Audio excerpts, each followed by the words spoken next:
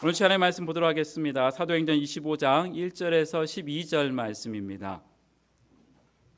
사도행전 25장 1절에서 12절 말씀입니다. 제가 가진 성경 신약 231쪽에 있는 말씀입니다.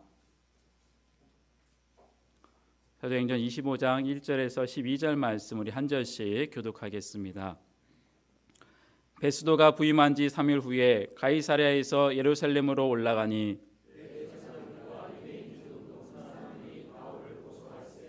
베스도의 호위로 바울을 예루살렘으로 옮기기를 청하니 이는 길에 매복하였다가 그를 죽이고자 함이더라.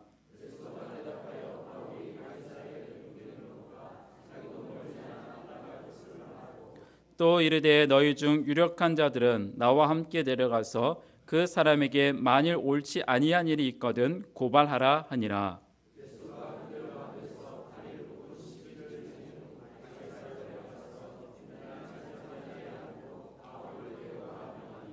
그가 나오매 예루살렘에서 내려온 유대인들이 둘러서서 여러 가지 중대한 사건으로 고발하되 능히 증거를 대지 못한지라.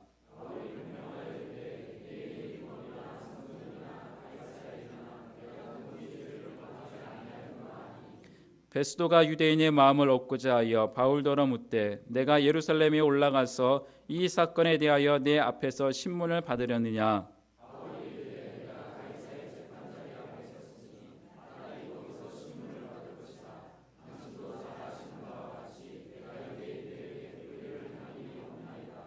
만일 내가 불의를 행하여 무슨 죽을 죄를 지었으면 죽기를 사양하지 아니할 것이나 만일 이 사람들이 나를 고발하는 것이 다 사실이 아니면 아무도 나를 그들에게 내줄 수 없나이다. 내가 가이사께 상소하노라 한대.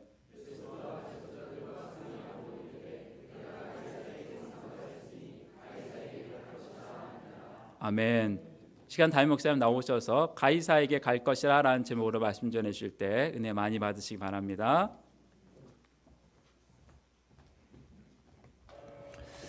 우리는 지금 사도행전 역사서인 사도행전의 말씀 바울 사도의 행적을 따라서 살펴보고 있습니다.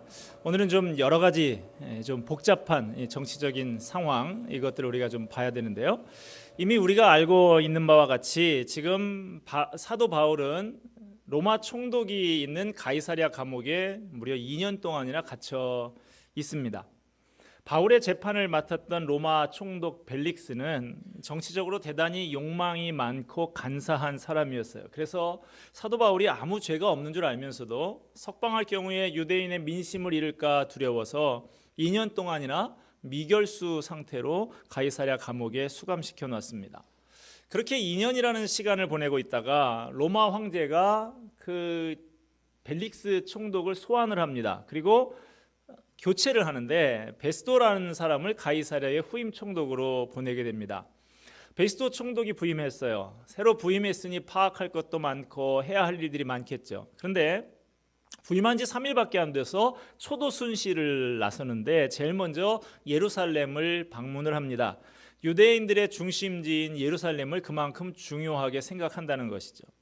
베스도가 예루살렘에 가서 대제사장들과 유대인 중에 높은 사람들을 만나게 됩니다. 그런데 그 자리에서 예루살렘의 지도자들이 첫 번째로 만난 그 총독 베스도에게 내놓은 건의안이 예루살렘으로 바울을 옮겨서 재판을 하게 해달라라는 것이었습니다. 본문 3절의 말씀에 의하면 그들이 이런 건의를 한 것은 재판의 목적이 있는 것이 아니고 바울을 예루살렘으로 이송하는 길에 자객을 매복시켜서 암살하고자 하는 음모였습니다. 참 이 유대 사람들 나쁜 사람들이에요. 보십시오. 벌써 시간이 2년이나 흘렀습니다. 그쯤 됐으면 잊어버릴 만도 할 텐데 아직도 원한을 품고 바울을 죽이겠다고 총독이 처음 부임해서 현황 파악하는 이 시점에서부터 바울의 일을 꺼내놓고 있는 것이죠. 집요합니다. 베스도는 비교적 좋은 평가를 받고 있는 총독입니다. 이를 공정하고 정확하게 처리하려고 했습니다. 그는 유대인 지도자들에게 아니다, 내가 가이사랴에서 내 총독부가 있는 가이사랴에서 재판을 할 것이니까 필요하면 당신들이 와서 고발을 해라 라고 답변을 합니다. 자, 이렇게 해서 바울을 재판하는 이야기가 오늘 본문 7절과 8절에 나타나고 있습니다. 베스도가 예루살렘에서 8일 만에 가이사랴로 다시 내려가서 바울을 데려다가 재판을 열게 됩니다. 본문 8절입니다. 그가 나오매 예루살렘에서 내려온 유대인들이 둘러서서 여러 가지 중대한 사건으로 고발하되 능히 증거를 대지 못한지라. 유대인들이 이런저런 제목으로 바울을 고발을 했지만 그들은 이렇다 할 증거를 댈 수가 없었습니다. 신문 결과 바울을 정죄할 만한 특별한 죄가 없다는 것이 확인이 됐어요. 그러나 여전히 바울을 석방하는 일은 쉬운 일이 아니었습니다. 비교적 좋은 평가를 받고 있는 베스도 총독이었지만 그 역시도 유대인들의 눈치를 보는 데서는 자유롭지가 못했어요. 예루살렘에 있는 지도자들의 마음이 바울을 굉장히 증오하고 있다는 것을 알았기 때문입니다. 재판을 하는 사람은 오로지 이 사람이 객관적으로 죄가 있느냐 없느냐 그것만 생각하면 되는 것이죠. 그런데 본문 9절 말씀 보면 이런 구절이 나옵니다. 유대인의 마음을 얻고자 하여. 유대인의 마음을 얻고자 하여. 유대인의 마음을 얻어서 뭐 하자는 것입니까? 자기의 정치적인 입지를 확고히 하고자 하는 것이죠. 이러한 정치적인 계산을 주판화를 튕기고 있는 사람에게서 공정한 재판을 기대한다. 어려운 일인 것이죠. 베스도는 바울에게 뚜렷한 죄가 없다는 것을 뻔히 알면서도 유대인들의 환심을 사고 싶어서 바울더러 너 예루살렘에 가서 재판을 받겠냐라고 물어봅니다. 사도 바울은 이 모든 상황이 흘러가는 것을 보면서 이제 더 이상은 안 되겠다라고 판단을 합니다. 그래서 바울이 하는 말이 10절, 11절에 나오는데요. 우리 10절과 11절 말씀 같이 한번 읽겠습니다. 시작. 바울이 이르되 내가 가이사의 재판자리 앞에 섰으니 마땅히 거기서 신문을 받을 것이라.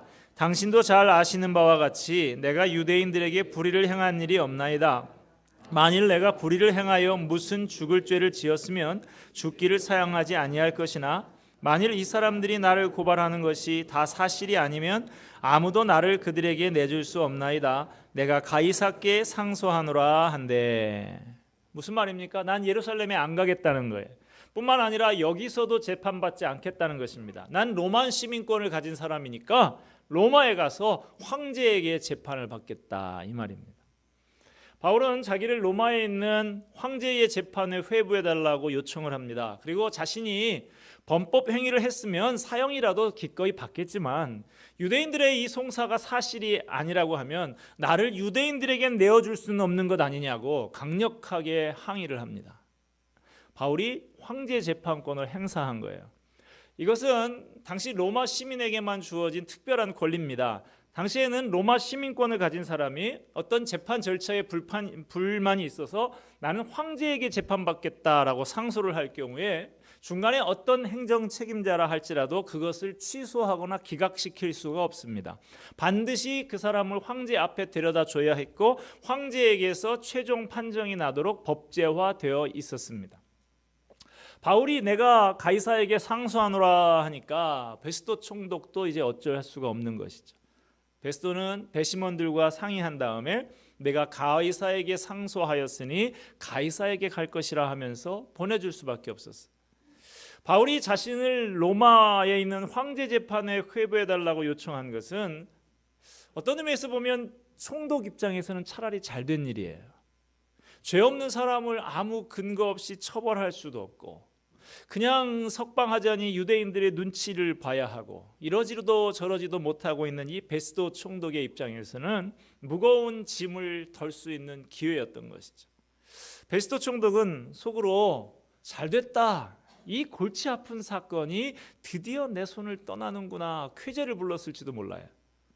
바울을 죽이기 위해서 그렇게 애쓰고 있는 유대인들도 이제는 더 이상 어쩔 도리가 없었습니다. 황제 재판권 이것이 대단한 권리다 하는 것을 알 수가 있습니다. 그런데 여러분 우리에게는 이것보다도 더 큰 권리가 있다는 것을 알아야 됩니다. 우리에게는 하나님 재판권이 있어요. 나는 하나님께 상소하노라 할 수 있는 권리가 있습니다. 물론 이 권리는 이 세상의 법적인 권리는 아닙니다. 법전에 기독교인이 하나님께 상소하면 대법원도 어쩔 수 없다 이런 내용은 없죠. 보이지 않는 권리인 것이죠. 그러나 하나님의 백성이 가진 강력한 권리입니다. 이 권리를 잘 행사한 사람이 성경에 나옵니다. 욥기 13장 15절 16절 보면 욥이 이렇게 말을 합니다. 그가 나를 죽이시리니 내가 희망이 없노라.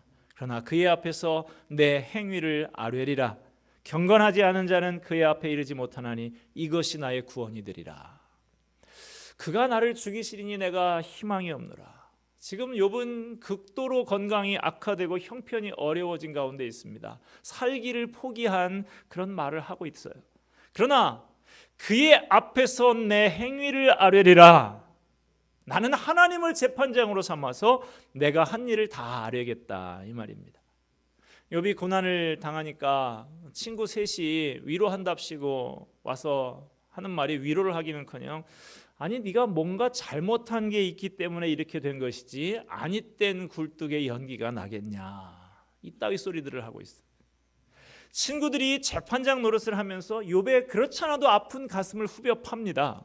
그때 욥이 하는 말이 나는 하나님을 재판장으로 삼아서 하나님께 아뢰겠다, 이렇게 말을 하는 거예요. 내게는 하나님 재판권이 있다. 이것이 아무 의지할 데 없는 욥에게 큰 힘과 위로가 되었습니다. 바울은 지금 황제 재판권을 행사하고 있습니다. 그러나 사실 그가 더 내면적으로 의지한 것은 하나님이 나의 재판장이 되신다, 바로 이거였어요. 바울은 디모데후서 4장 7절 8절에서 이렇게 말합니다. 나는 선한 싸움을 싸우고 나의 달려갈 길을 마치고 믿음을 지켰으니 이제 후로는 나를 위하여 의의 면류관이 예비되었으므로 주 곧 의로우신 재판장이 그날에 내게 주실 것이며 내게만 아니라 주의 나타나심을 사모하는 모든 자에게도니라. 바울은 주님을 의로운 재판장이라고 부르고 있습니다. 그렇습니다. 하나님이 우리의 재판장이 되십니다. 우리는 그 앞에 설 권리가 있습니다. 하나님이 다 아십니다. 세상 그 누가 몰라준다 할지라도 하나님께서는 다 아시고 판단하실 것입니다. 하나님 앞에 설 때 우리에게 큰 복이 있는데요, 그거는 최고의 변호사가 하나님 보좌 우편에 앉으셔서 우리를 위해서 변호해 주신다는 사실입니다. 히브리서에서 그렇게 말씀하고 있어요. 예수님께서 우리의 편이 되어서 우리를 변호해 주신다고. 하나님이 나의 재판장 되시고 예수님이 나의 변호사가 되신다, 이 사실을 믿으면서 오늘도 이 험한 세상 가운데서 하나님 앞에 올바르게 서고 세상 사람들이 나를 알아주지 않아도 당당하게 의로운 길을 걸어가는 저와 여러분이 되시기를 주님의 이름으로 축원드립니다. 베스토 총독이 이 재판권, 황제 재판권을 행사하는 바울을 로마로 보내는 것은 방금 말씀드린 대로 한편으로는 짐을 더는 일이기도 했지만 그러나 또 문제가 없는 건 아니었습니다. 황제의 재판에 회부를 하려고 하면 황제가 그 재판 기록을 보면서 뭔가 납득할 만한 죄목이 있어야 될 거 아니겠습니까? 그런데 만약에 아무 죄도 없는 사람을 로마에 보내서 황제 앞에 세웠다가 아니 이렇게 아무 문제도 없는 사람을 여지껏 붙들어서 억울하게 만들었단 말이냐, 총독은 도대체 뭐 하는 사람이냐, 이런 반응이 황제에게 나오게 되면 오히려 총독이 위태로워질 수도 있는 것이죠. 그래서 바울의 제목과 또 황제 앞에 세울 구실을 찾아야 되는데 마침 좋은 기회가 왔습니다. 그 사건이 있은 지 며칠 뒤에 유대 지역 왕이었던 아그리빠와 그 누이 베니게가 새로 부임한 총독을 예방하러 찾아옵니다. 당시 유대 땅은 이중적인 통치 제도를 가지고 있었어요. 헤롯 왕가에서 그 지역을 다스리는 왕이 하나 선출이 되었고 또 그 사람을 감독하는 동시에 로마 황제의 명령을 받아서 그 지역을 관할하는 로마 총독이 있었습니다. 이 체제에서 시행되던 관례 중에 하나가 새로 로마 총독이 부임을 하게 되면 그 지역을 관할하는 헤롯가의 왕이 인사를 하러, 예방을 하러 오는 거예요. 그런 관리에 따라서 베스도 총독이 새로 부임하게 되니까 헤롯 아그리빠 왕이 베스도 총독을 예방하게 된 것이죠.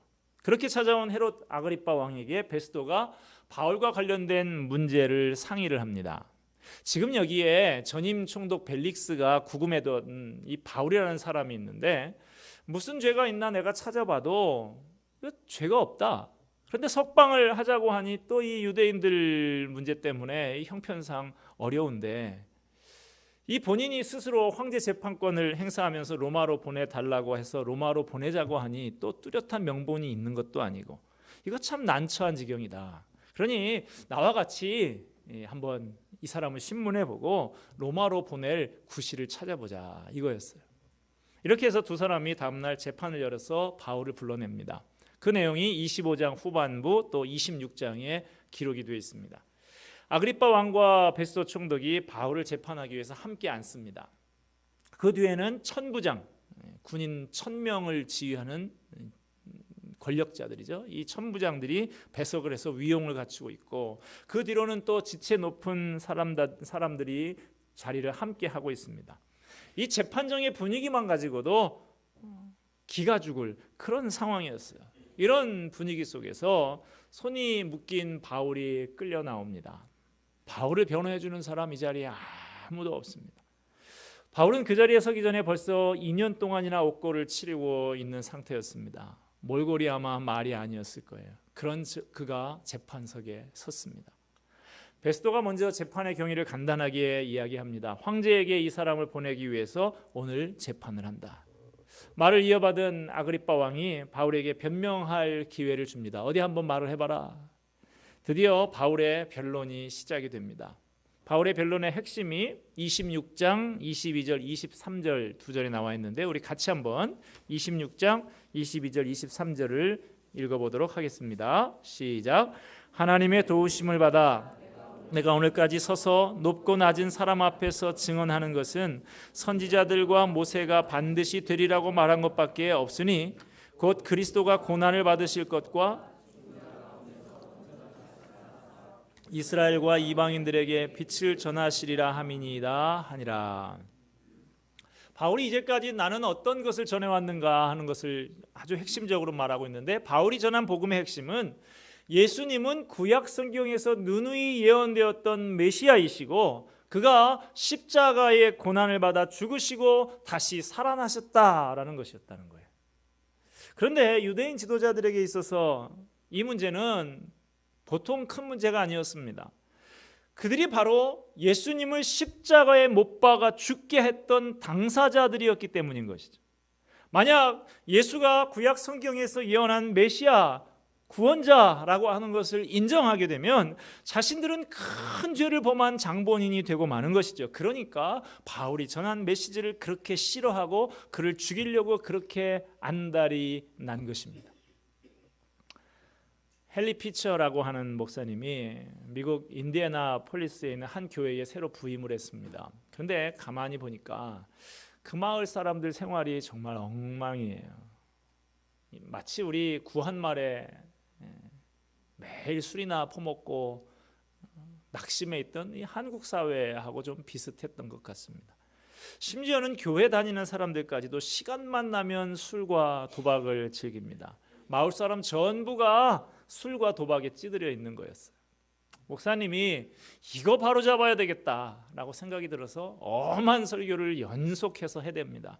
술도 안 되고 도박도 안 됩니다. 이것들 다 죄악입니다 하면서 술과 도박의 죄악성을 계속해서 설교를 했습니다. 교인들이 감동을 받고 회개하고 술도 끊고 도박도 끊고 정결한 구별된 생활을 시작을 했습니다. 마을 사람들이 삶이 차츰 달라졌어요. 그러던 어느 날 목사님이 강단에서 설교를 하는데 술집 주인이 들이닥칩니다. 총을 들고 와서 목사님을 향해서 겨눕니다. 이보시오 목사, 당신 설교를 좀 고치시오. 술이 뭐가 그렇게 나쁘고 도박이 뭐 그렇게 나쁘냐고. 자기는 이걸 팔아야 되는데 요즘 장사가 안 되는 거예요. 계속 이렇게 설교하면 당신 죽여버리겠다고. 그때 목사님이 서슴지 않고 나는 그렇게 바꿀 수 없으니 나를 지금 쏘시오. 이렇게 태연하게 나섰습니다. 결국 술집 주인이 총을 쏘지 못했고 그 이후로 그 교회와 마을이 완전히 새로워졌다 하는 이야기입니다. 이 목사님처럼 오늘 본문에 나오는 바울도 지금 위용을 갖춘 이 사람들, 그 위협적인 사람들 앞에서 당당하게 이야기를 합니다. 나는 오직 성경에 예언된 사실만을 말했을 뿐이다. 예수님은 성경대로 고난받아 죽으시고 부활하신 우리의 구원자 메시아이시다. 이렇게 나는 정당한 가르침을 가르쳤고 부당한 범죄를 저지른 사실이 없는데 유대인들이 나를 모함하고 죽이려고 하는 것이다. 그래서 나는 로마 황제에게 지금 상소한다. 누구든지 나를 그 사람들에게 내줄 수가 없다. 바울이 왜 황제 재판권을 행사를 했을까요? 아마 여기서는 이제 도저히 공정한 재판을 기대할 수가 없다라는 그런 측면도 물론 있었겠죠. 그러나 더 중요한 것은 내가 로마에 가야겠다 하는 것입니다. 그래서 황제 앞에서도 복음을 전할 기회를 가져야겠다 하는 것이었어요. 예루살렘의 로마 군대 영내에 갇혀 있을 때 주님께서 바울에게 말씀하셨죠. 우리가 몇 주 전에 살펴본 본문인데, 담대하라. 내가 예루살렘에서 나의 일을 증언한 것 같이 로마에서도 증언하여야 하리라. 주님께서 바울을 위로하고 격려하면서 동시에 사명을 고취시켜 주시는 말씀인데, 그 주신 사명이 이루어드리기 위해서 바울은 로마에 가야겠다, 로마 황제에게 가서 재판을 받아야 되겠다 결심을 한 것이죠. 바울은 황제에게 재판을 받는다는 것이 호랑이 굴로 찾아 들어간다는 사실을 잘 알고 있었습니다. 왜냐하면 당시 로마 황제가 누구냐? 잔인하기로 유명한 네로 황제였어요. 어떻게 생각하면 나름대로 그래도 좀 공정한 사람인 이 베스도 총독에게 재판받는 것이 더 유리할 수도 있습니다. 바울은 이미 2차례나 자신의 무죄를 입증하고 자신의 결백을 잘 방어하고 있는 상태였으니까요. 그러나 바울은 주님이 주신 말씀을 생각하면서 황제의 재판권을 행사했던 것입니다. 바울은 성령님의 가르침을 통해서 자신이 로마에 갈 것을 알고 있었습니다. 그러나 어떤 경로로 어떤 방법을 통해서 가게 되는지는 모르고 있어요. 감옥에서 나와서 좀 자유롭게 가기를 물론 원했겠죠. 그러나 그 길은 지난 2년이 지나도록 열리지 않았습니다. 그래서 이제 그는 다른 방법을 선택을 합니다. 바로 죄수의 몸으로 가는 것입니다. 죄수의 몸으로 쇠고랑을 차고 로마로 가는 방법, 한 치 앞도 예상할 수 없는 그 길을 선택을 합니다. 그러나 이것이 하나님의 길이었습니다. 바울의 사명을 감당하고자 하는 그 길이 평탄하게 열린 것이 아닙니다. 정치와 종교가 결탁을 해서 그 우매한 백성들을 속이면서 다 같이 멸망의 길을 가고 있는 그런 혼탁한 상황이었습니다. 그 가운데서도 그는 오직 진리의 복음만을 전했습니다. 그는 감옥에 있으면 감옥에서, 재판정에 서면 재판정에서 기회를 얻어 복음을 전했습니다. 어떠한 악조건에서도 줄기차게 복음을 전했어요. 그는 생명을 부지하기 위해서 지금 로마를 택하고 있는 것이 아닙니다. 이방인의 사도로서 로마에서 복음을 전하다가 로마에서 죽어야겠다라고 생각을 하는 것이죠. 나중에 정말로 그는 로마에서 죽습니다. 죽는 것, 우리가 우리 마음대로 할 수 있는 일은 절대로 아니죠. 그러나 우리가 그 문제를 놓고 계속해서 기도해야 할 제목인 줄로 압니다. 누구나 분명히 죽기는 죽을 것인데 어떤 모양으로 죽는 것이 복된 죽음, 영광스러운 죽음이겠습니까? 녹슬고 망가져서 그렇게 죽는 것보다 주님 주신 사명 최선을 다해서 감당하다가 달아 없어져서 죽는 것이, 그러한 죽음이 훨씬 더 복되고 영광스러운 죽음인 줄로 믿습니다. 우리가 주님의 뒤를 따라갈 때, 오늘 장로님께서 기도하실 때도 그런 기도를 하셨어요. 우리가 살아갈 올해 한 해 길이 늘 평탄한 길만 있는 때가 있겠냐고. 늘 평탄하기만 할 수가 없을 줄 안다고. 그렇습니다. 우리가 주님의 뒤를 따라간다고 해서 그 앞에다 레드카펫을 깔아놓고 걸어가라고 그렇게 해주지 않습니다. 태산을 넘어 험곡에 가는 것과 같은 일들이 우리에게 있을 것입니다. 캄캄한 밤에 사망의 음침한 골짜기를 다니는 것과 같은 상황이 우리에게 주어질 수도 있습니다. 이 세상의 온갖 시험이 내 마음을 쥐고 흔들 수도 있습니다. 그러나 하늘의 영광을 그 마음 가운데 담고 주님을 섬기며 걸어가는 그 길이 행복한 길인 줄로 믿습니다. 이 세상이 험하다 할지라도 주님 따라가는 그 길이, 주님 주신 사명 감당하는 길이 행복한 길입니다. 그렇게 믿고 그 길로 걸어가기로 결심하는 저와 여러분이 되기를 주님의 이름으로 축원드립니다. 기도하겠습니다.